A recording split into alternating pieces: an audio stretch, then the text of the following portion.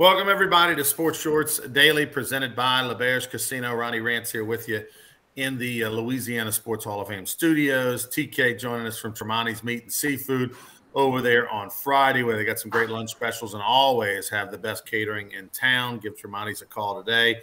Today on Sports Shorts Daily, we're going to get into some big news out of LSU baseball. They pick up a transfer in the portal. Paul Skeens, a guy who's a catcher-pitcher, 6'6", All-American, two-way player from Air Force, been in the portal for almost 2 months, went into the portal on June the 7th. He'll have 1 year of eligibility remaining, and then he'll go pro after his junior year.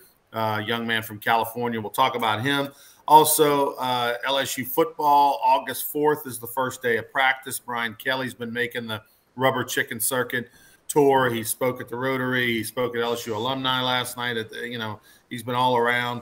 Not really tipping his cap on anything when it comes to the quarterback battle, but we'll talk about that. He did say one point of concern for LSU. And in the NFL, Kyler Murray is making quite a name for himself, a reputation, been very interesting. We'll get into Kyler Murray. Just signed, the second biggest contract of all time, and then now there's controversy around him and the Arizona Cardinals. The good news is that the Saints play in Arizona. That's definitely a trip I'm going to try to do to make.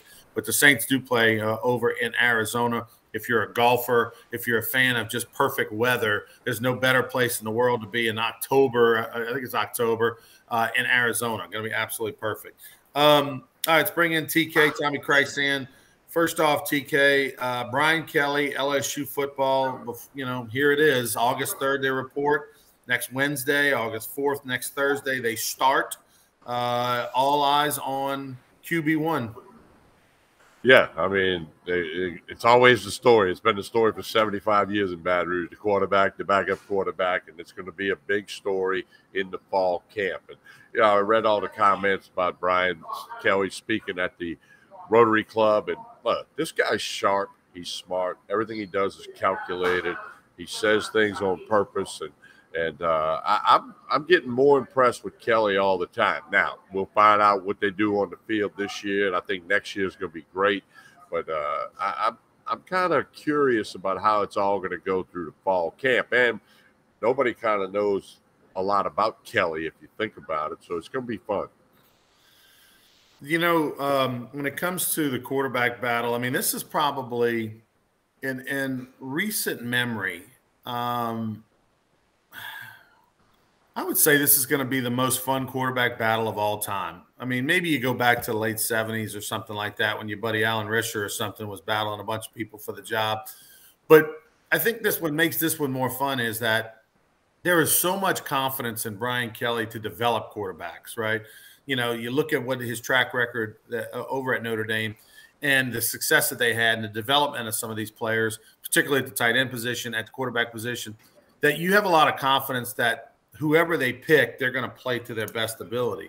And the one thing I do like also is that Brian Kelly has made this well known. He does not want to go to a two-quarterback two-quarterback system. He does not want to. I don't think he's going to do that. Yeah. Ronnie, do you think whoever starts game one at quarterback will be the starter when October 1 rolls around, barring no injuries? Not necessarily. I mean, I do think that unless there's an injury, you're probably going to have a very small gap between number one and number two. And now the schedule for LSU on paper is pretty easy in September. So you would think that whoever wins the battle in camp is not going to stumble or, too bad in the month of September to where they would lose their job. But no, I would think that, I would think that, much like Skip Bertman used to always talk about and do when he was the baseball coach. Hey, I got a chance to see these guys all off season, see them in the spring, see them in the fall. I feel like I'm pretty good with whoever I decide to go with. I think Brian Kelly's going to feel that same way. He's been very confident in the way he's talked throughout his career that he doesn't like to play the revolving door. He likes to pick one based on the information and then put all their time and effort into developing that one to the best of their ability. So I would think that, whoever's number one and number two at LSU, when you got four good ones really to choose from, is not going to be a big drop off. But I would expect that I just think whoever wins the job, Tommy's not going to be able to lose it in September based on the schedule. I agree with that. You know, Florida State, I think they're going to play the same guy all night. And then you got the Southern Jaguars. You might see more than one quarterback in that game just to get somebody some reps. But, no, I'm curious of how Brian Kelly's going to handle this. And it's really a three-man battle. I mean, you kind of got to go back to what Craig Nall and Booty and who was the other guy back then in the mid-'90s? Oh, Craig Nall, Booty, Rohan. Yeah, you know, I mean, that was three guys that all ended up on NFL rosters, you know, and, you know, it got the – Yeah, Craig Nall wound up transferring to Northwestern State, ended up playing in the NFL. So did Josh.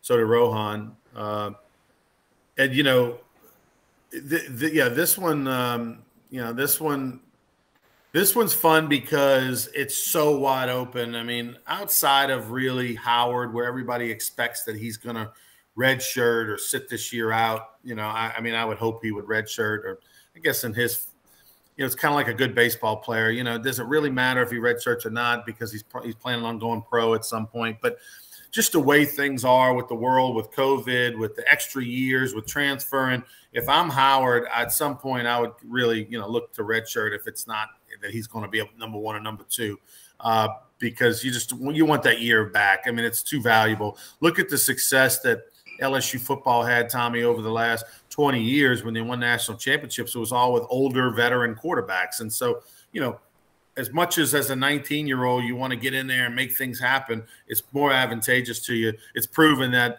you know, NFL teams aren't holding it against you if you're a 23-year-old starting quarterback a la Joe Burrow. Nobody's saying, he's too old. You know, didn't affect him at all. So I think Howard, unless he just turns it on and it's just too good to be true, should sit this one out. So then obviously it's between the other three.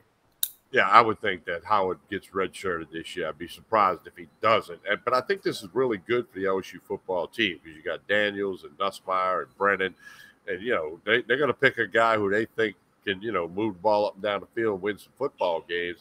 So I think the competition is good in the big picture for LSU and the outlook for the whole team. So Brian Kelly did mention one thing in the last couple of days. He talked about how he just doesn't have enough tight ends. Yeah, and that was a featured part of his offense at Notre Dame and at Cincinnati. Put a bunch of guys in the NFL. One year, his backup tight end at Notre Dame was like a third-round draft choice I was reading. So he features that, but he pretty much said it to the Rotary Club. Look, we don't have as many as we'd like to have. We got some good ones, but, you know, because he likes to run the two tight end set. He said you're always going to see a tight end on the field. But, you know, Ronnie, tight ends are kind of like hybrids nowadays in football. You know, they can flex out or they'll line up in the slot or they'll get, you know, a gap between them and the tackle because they're so athletic. And, you know, so that's going to be a key thing to watch with Brian Kelly's offense. The tight end, how he uses them, how many he uses. And, you know, it's a key part of the way they attack the defense. Not that it really matters to LSU because he's not coming here, but Arch Manning a few days ago dropped from being the number one recruit in the country to the number two recruit in the country. And it's funny, you know, like, I mean, Twitter and everybody went crazy because, he fell in the rankings from number one to number two in the rankings. The Nelson kid, the quarterback out of California, was now moved up to number one in the country. Arch Manning number two in the country. And that's the first time since Fields and Lawrence did it back in the day, back in 2018, I believe. Well, Ronnie, I'll say this again, and I saw him play in person the whole game, okay? Number one, I walked right by him. He's definitely 6'4". But if his name's not Manning, he's in the Southland Conference. I've said that before. I'm going to say it again. And I just think when he dropped, I had a couple of people who have heard me say that, say, hey, you kind of might be on to something. I just don't think he's that good. Now, he's about to have his senior year at Newman High, and maybe he gets better. I mean, he's a big kid. No question about it. He's a big kid. He's probably very smart. His coach, Nelson Stewart at Newman, is a very smart guy who played with Peyton Manning back in the day. So there's lots of stories there, but we'll see how that unfolds. You know what's interesting is when you look at Arch Manning, like you don't see this physical specimen, but you didn't see that with Peyton. You didn't see that with Eli particularly. Okay. And Eli Manning definitely became a much better quarterback than I ever thought, because with Peyton Manning, at least you saw the fire, right? At least with Peyton Manning, you saw the intensity. You saw someone that you felt like football, was all that he was about. With Eli, you felt like he could take it or leave it. He felt like a frat boy that was almost forced to play quarterback, but yet he turned into arguably a Pro Football Hall of Famer and a two-time Super Bowl champion, and did great things at Ole Miss, led them to a co-SEC championship one year. So, I look at Arch Manning much the same way. I think he's going to develop physically more later in life. And what's interesting, though, is that Peyton Manning, when he came out of high school, he was the #2 quarterback in the country. Josh Booty was ranked ahead of him as the USA Today Player of the Year. And what's funny is that Peyton Manning did everything that you could ever do in football. I mean, from an NFL standpoint and everything like that. Had the great career, Super Bowl champion a couple times, all that stuff, Hall of Famer. And Josh Booty did not. And the one thing that bothers Peyton Manning to this day is that Josh Booty was the #1 ranked quarterback in the country in that USA Today versus him. And that's from Jacob Hester, who's a teammate of his in Denver, that they talked about it and, joked about it. And Jacob even said, man, that just rubs him so bad that, he wasn't ranked #1 in the country out of high school that Josh was. So I think, there's obviously precedent that a Manning doesn't have to be ranked #1 and can still go on and have an unbelievable career. I do think that Arch Manning is going to end up being a very good player. It's just, how does Arch Manning survive the blender he is going to be in? I mean, we're watching every throw. We're judging him. He's going to go to Texas. If he's not great his freshman year, his second year, like the heat's going to be on him so much. For Arch Manning, his biggest thing is going to be his mental toughness. Can he be okay with taking a couple years to become great in college and not let the pressure get to him right away? Yeah, well, Byron makes a good point. He thinks that Arch Manning will have a great career. And, certainly that's a possibility and a chance. But, again, I don't know if I'll get to see him in person. Again, I saw him in person a full game. It's not like somebody told me or I looked at a YouTube highlight. I watched him take however many snaps he took that night. He wasn't the best quarterback on the field that night. The kid from Lafayette Christian was much better than him, a 10th grader. In my opinion. And the funny thing is that was the semifinals, and Lafayette Christian went on to the finals. They ended up losing to St. Charles Catholic at Tulane. And I did that game at Tulane Stadium, Tommy, and the young man who, when the young man that came for LCA played terrible in the championship game, against St. Charles Catholic. So from one week to the next, it changed tremendously. But I know what you're talking about. I would say that it's going to be a lot of fun to watch. Will he stay with the Texas community? I mean, this day and age, people change their minds all the time when it comes to recruiting. Even if he goes to Texas, will he stay there 3 years or 4 years, or will he transfer? So I don't think this story is done at all when it comes to Arch Manning. And speaking of Arch Manning, the one thing you're not going to have to worry about with him is preparing, studying, doing what it takes off the field to be a great quarterback. That's inherent in his DNA that he's going to do that. But the one thing that we don't know is if Kyler Murray will do it in Arizona. This has caused quite the controversy this week. This is a bizarre story. I'm going to say it. Kyler Murray is not an intelligent person. If you listen to his press conference yesterday, and he comes out and rips the media for saying it's disrespectful to think he doesn't work hard. The media didn't put that in your contract. The Arizona Cardinals did. Now the Cardinals have pulled it out, and it was an addendum to the contract. They've taken it out. They've released that they've taken it out because it caused a distraction, okay? This is like craziness that, Kyler Murray, you signed this contract. You and your agent signed it. You knew it was in there, or you didn't read the contract, which makes my case for you being stupid. So and he's put himself in a box, Ronnie, because if he comes out this year, let's say they start off 1-6, they go, oh, he's not studying, he's not prepared. If they come out, they're 6-0, everybody's going to say, well, you see, now they made him study and he's doing better. But here's the thing, the whole fact that they said in the contract you have to do this for 4 hours a week. I mean, just put it in there that we want you to prepare a little bit more. Obviously, they say he's the king of video games. He plays video. He's like addicted to video games. And, he claims that's how he learns the game. Well, dear Kyler, let me tell you something. you better be watching film because those 11 guys on defense, they're studying you. Okay. Right. So, and the coaching staffs for the other teams. I mean, this is a bizarre story. It's almost a can't-win situation for Murray. Unless he wins the Super Bowl, they can tell everybody to go jump in the lake. Okay, that's true. But this is like craziness. But he's directing his anger at the wrong people. I mean, it's the Cardinals that did it, not the media. Well, the thing is that what did the Cardinals do? Like, I'd say I'm disappointed in the Cardinals for backtracking. Like, you're going to give a guy $50 million a year, you can put whatever you want in the contract. Yeah. You know what I mean? Like, why did they feel like they had to backtrack that? Like, no, it was a distraction. Yeah, but I mean, it doesn't. My point is once it got out, it was a distraction. It doesn't matter now. I mean, now it's hey, 4 hours a week. I mean, what are we talking about here? We're talking about 1 hour every other day. I mean, like that we expect him to go home and put in a little extra work before he goes to bed. And oh, by the way, they made it trackable. It had to be on an iPad or laptop. Basically they gave him homework. But it's like, I just don't understand. Like if I'm the Cardinals, I'm like, yeah, we gave him, we put it in the contract. So what? We're paying a guy $50 million a year. Yeah, we want to guarantee that he's putting extra work in besides the time he's at the field. Like, what's the big deal? And part of that in the contract said if you don't do this, it'll void the contract. So then basically, I mean, they're the ones that called him out. They're saying, hey, if you don't do this, we're going to void the contract. You're not going to get this $50 million. I mean, so that obviously was an issue. He's not working as hard as he needs to work. And then, he said, well, you can't get to this level if you don't work hard. Well, you got a lot of talent. You just don't have any brains, in my opinion. Yeah, I mean, listen, the fact that this is even an issue and the fact that his agent and him brought this up and they made a big deal about it tells you all you need to know. He's not prepping. He's not doing what he needs to be doing. Oh, by the way, he's not the first quarterback to do that, by the way. I mean, there's a lot of talented quarterbacks that just don't put in the extra time.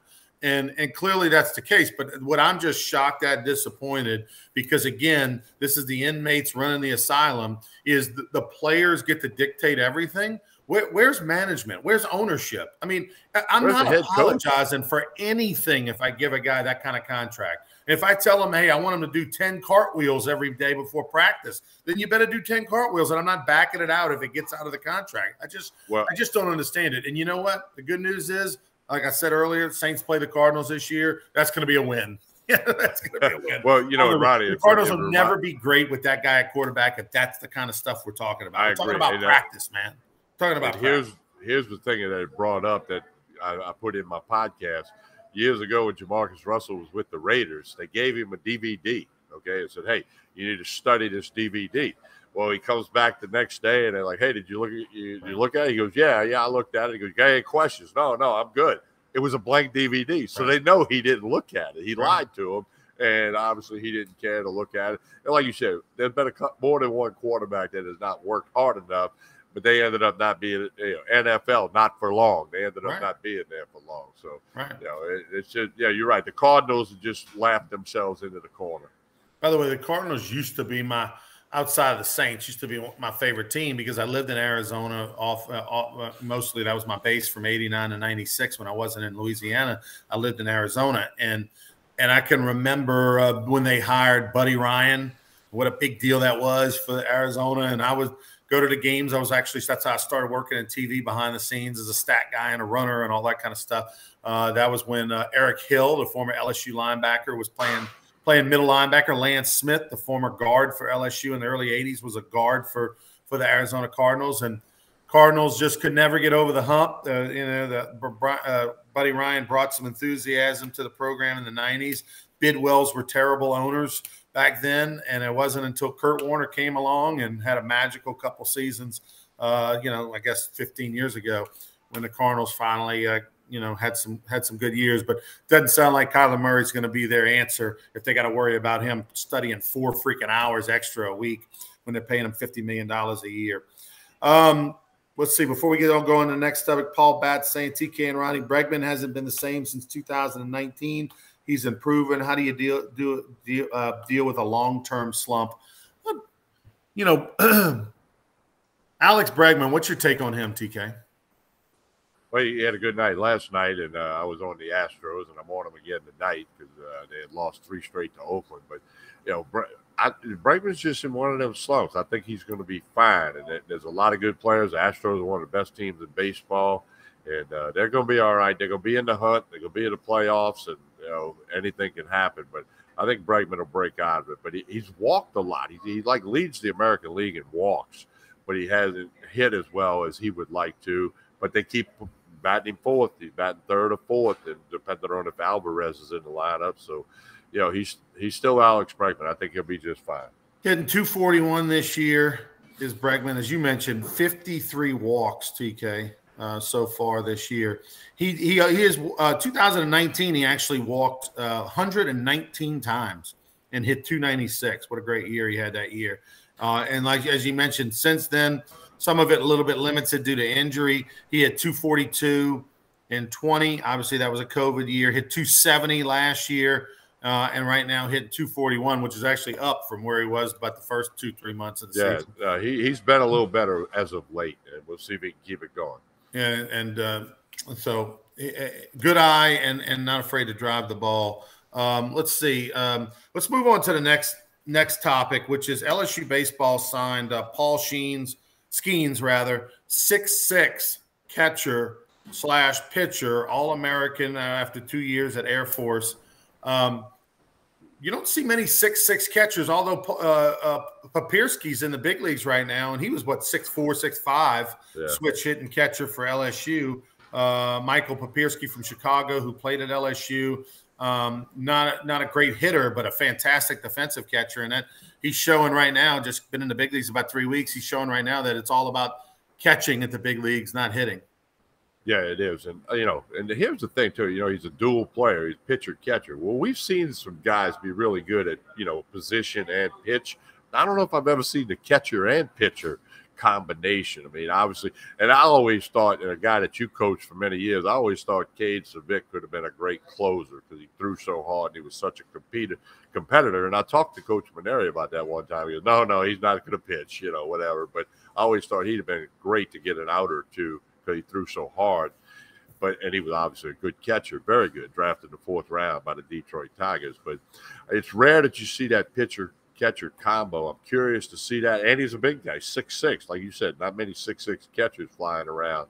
So, but he was best freshman in the conference a couple years ago. And, I mean, all the numbers are there, All-American at Air Force now. What was Air Force? I don't even know who they played last year. But, Mountain West. Here's the thing. But LSU needs a catcher, and if he can be, I think they need him more as a catcher than a pitcher. And, oh, by the way, if we need you to pitch, you will. Well, I think, though, that the bat and the pitching comes into play. I talked to Jay Johnson, and Jay Johnson said that he's going to pitch and hit and that he will move around the field defensively. So that tells me that he's not just going to be back there grinding as a catcher and then pitch, ever so often. That he's going to pitch, but he's also going to DH, he said, and he's going to move around the field defensively. So that look for him to catch some, probably show that he can play some first or play some left or something like that. They've got a few guys they got to do that. Look, this lineup this year is going to be filthy because they are going to have a battle and a half to put together that lineup. Let me tell you something. Joe Bear hit 249 last year with 18 homers. Where does he play? Does he DH like he did mostly? Does he play outfield? There's only one outfield spot. We know Pearson and Cruz are in the outfield. So that means there's one left field spot or outfield spot open. So you've got Joe Bear, you got Dugas. Okay, before we even talk about any new guys, and I know Dugas for a fact is trying to work on his infield skills to possibly be a consideration at second base or even third base. You've got the big boy coming in from NC State, right? The big bopper. He's supposed to be a third baseman, first baseman. Trey Morgan, we know he plays first base, but we've been told they might get him some reps out there in the outfield just so he can show. I think he's going to end up in the outfield. I think Morgan's going to end up in the outfield. Yeah, so I mean, and now we got skiing. There's so many guys. It is going to be a battle to be in that top 9 lineup, and not to mention all the transfers and middle infielders and everything else. It's going to be. Look, that's why this team is going to be preseason 1 or 2 or 3 in the top 3 in the country. I think, Tommy. They're transfer portal signings, and we'll see what happens in the draft over the next couple days. But they're going to be top 5 in the country. I think top 3. Yeah, and you know, fall baseball will be interesting. I'm gonna have to try to get out there and see all these new guys. You know, normally years ago I used to go out there in the fall a bunch, and I hadn't done it in a while. But this year I'm gonna try to get out there, and especially check out all these new guys. All right, I think that's going to do it. We got Baton Rouge Rougarou to tell you about. The Baton Rouge Rougarou Summer College Wood Bat Baseball team. We play in the Texas Collegiate League. We've got 2 games left. We've got Sunday night against the Acadiana Cane Cutters. That game is at 7 p.m. Our final regular season home game. That is First Responder Military Appreciation Night. All former and current military, police, first responders of any kind, them and a guest get in free with their ID. We'll be wearing the camo hats. We'll have the color guard out there as well, and a special anthem singer. And then on Tuesday, oh, by the way, 2-for-1 beers Sunday night, two beers for the price of one on Sunday all day during the game Sunday. On Tuesday, I mean, we've got it all happening on Tuesday. That's our last game. It's our playoff game. First of 3 game series. The other 2 and games 2 and 3 are on the road. So come on out. We'll have fireworks after the game. We're going to have the 225 professional wrestlers are going to be out there. We're going to have it's Bark at the Park night. Thanks to Raising Cane's. You come on out. You bring your dog. You get in free. One person gets in free with their dog. We'll have a parade of all the dogs. I mean, we'll have a contest on the cutest, the ugliest, the best behaved, all that kind of stuff. We're going to have all kind of specials at the concession stand in the merchandise aisle, you name it. T-Bob Hebert is going to be there. He's going to be our special on-field promotion guy, so a PA guy. So come on out Sunday night 7, Tuesday night 7. Only 2 games left, and we're going to have a great time. Go to brrougarou.com. Hey, and don't forget, Saturday night and Sunday night, you can hear the Rougarou on 104.5 ESPN radio. So if you're not going to Acadiana Saturday night, please listen to the game. We want you in the park Sunday, but if you can't make it Sunday night, we'll be on the radio. All right, for Tommy Christ-San, I'm Ronnie Rance. We'll be back Monday morning for more Sports Shorts Daily, presented by LeBear's Casino. Don't forget to tune in tomorrow morning from 10 to noon for Sports Shorts Radio, presented by Mr. Carter's Barbershop. The latest, greatest thing, swamp buckets. You know what this is, Ronnie? What is that? You boil some shrimp in here. They got these, pour it out. They got the holes to strain it. You got to come by Tremonti's and get a swamp bucket. It's the latest craze. I mean, they're going nuts. You can put like 2-3 pounds of shrimp in there, put all your seasoning, your potatoes, your corn, you plug it in, and when it's done, you just pour it out. It's real simple. It's real cool. Tell Mike to hold one for me. I got to get that. No, I'm a whole. Yeah, I got one. I'm a whole one for you. A swamp bucket. It's out of it. It's the latest, greatest craze, and they got it here at Tremonti's Meat and Seafood on Jefferson, right down from Parkview Baptist. Seems pretty cool. All right, we'll be back Monday morning. Until then, have a great weekend, everybody.